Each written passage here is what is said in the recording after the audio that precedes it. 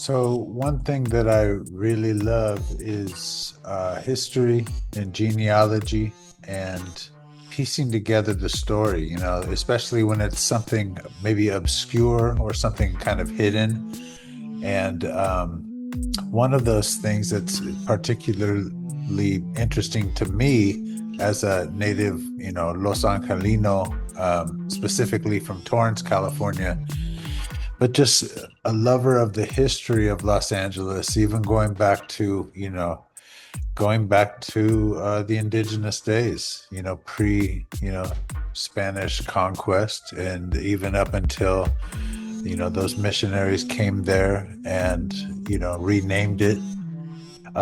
Geez, I can't remember exactly what that area was called right now. I think it had many different names. I mean, we say Cali, I mean, Calafia, it was a name that came with the Spaniards, as far as I know, out of some literature and some kind of like heroic literature about, after people had already navigated to the New World and been all over the world and stuff, there came these stories of the Amazon women and the women who were warriors. These are these are ancient stories, ancient tropes. They predate Spanish conquest. So Queen Calafia and Califas in California. I mean, hey, it's still here, so it's relevant as such. But the Spanish, they called it what? They called it Nuestra Señora, la Reina de Los Ángeles, I believe. El Pueblo de Nuestra Señora, la Reina de Los Ángeles.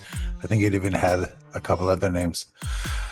Maybe it was like El Pueblo de Nuestra Señora, la Reina de Los Angeles del Rio or something. Maybe I think there was even a piece about the river in there because it centers around the river. And, as far as I can tell, the fertile land there that's always been the most like fertile and like relevant and important land was a general area, all of it, firstly, all of it, that you can consider what we might call, Aslan, as a further extension of Aslan, we might call it that. It's not necessarily, it's not Anahuac. You're even into different linguistic families. You're out of the Uro-Aztecan, you're in Athabascan, and now you're in what the Chumash speak and others as such. So it's a whole different variation, always was. But the fertile land that was always like the choice was, approximately anywhere from Elysian Gardens, Chavez Ravine, up into Santa Barbara, and all of that area up down into MacArthur Park and what is now all of what we call all those areas, but that whole strip there. And then once you come down into, the actual kind of flatlands and I guess, into the valleys and into all the valleys, into the harbors and stuff as such. It's all differently geologically and geographically, and a beautiful, beautiful place and a rich history, and even all of it up until now and the times that have changed over the past 300, 400, 500 plus years and beyond. One study I did that was about like the ancient Americas and trying to look to see if there were so-called ancient, like African looking people that were inhabiting the lands. And what I did find was some literature that noted people, tribes, if you will, families, I think it referred to them, that did live, in fact, along the coastline up by Santa Barbara, the Channel Islands and all of that area up there, among some other places, not in like what we might call, Califas proper, but further south and on the East Coast and different places. But I digress. The point of this is to add to the history and add to the genealogical kind of story and knowledge base, because one concept that I've been thinking about, how do things like become bad luck and good luck, and why, and is it real? And one of those things, is this idea of numerology and alphanumeric significance, linguistics, creative linguistics, or what we might call what Malcolm called it, philology, symbols and signs. So when we look at, a concept like the black hand and the number 13, 13 has always had this kind of interesting significance across cultures, across time, dealing with luck, dealing with defiance, survival, codified lifestyle, sovereignty. So we look at them as symbolic technologies, that and the black hand. These are bigger than Mexican people. These are larger than that. They go back to, in fact, Sicilian people back in the island of Sicily fighting. And I think that's who it was, the coffers.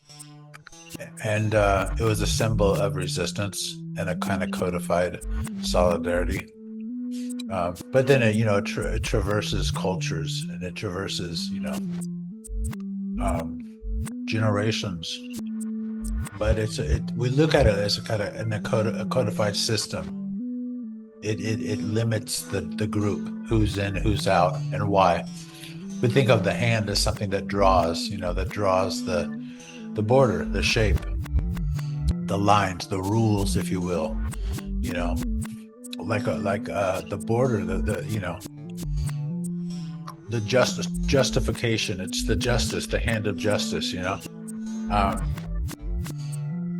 it occludes. The hand is something very personal to us, and that's why it's significant in a metaphysical and spiritual way, because it deals with privacy, between you and God, if you will, like what you do with your hands. What are you doing with your hands, that nobody else sees. Nobody else sees you doing it. It's similar to your mind, so your hand becomes the mind of God, or, the womb becomes the hand of the mind of God. God has a mind to put a child in a womb, which is kind of like his hand. Anyway, I'm tripping. I'm just saying, like, there's a lot of hidden kind of significance and symbols to these ideas of both 13 and the hand. 13, is like a feared number, bad luck, superstition, but it can be the opposite too, counter superstition. You can invert it. You can embrace it. This is the picaresque. This is the kind of the one who likes to live in the margins, on the shadow, or, in the shadows, on the margins, and kind of like adapting and liking it that way, in a state of flux, ever pushing and pulling, giving and taking. Again, luck, good luck, protection, codified secrecy, belonging. It's a sign.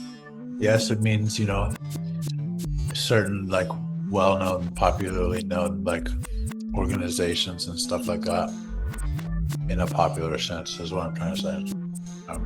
Like in a public, popular, like, commonly, referred to, discursive reference, note, if you will.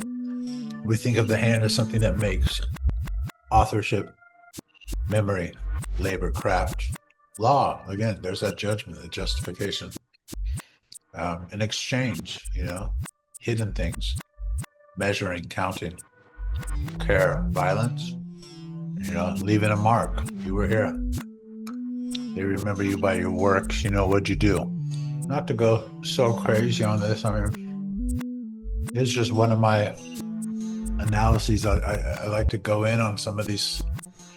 And this one came up because I saw this video where this guy was talking about a tattoo, I think in the 40s. So we're going to give them their props. This channel is called Convicts and Cops. The title of this video is Mexican Mafia, Mean Mobster, Mapa, East Side Clover, 13.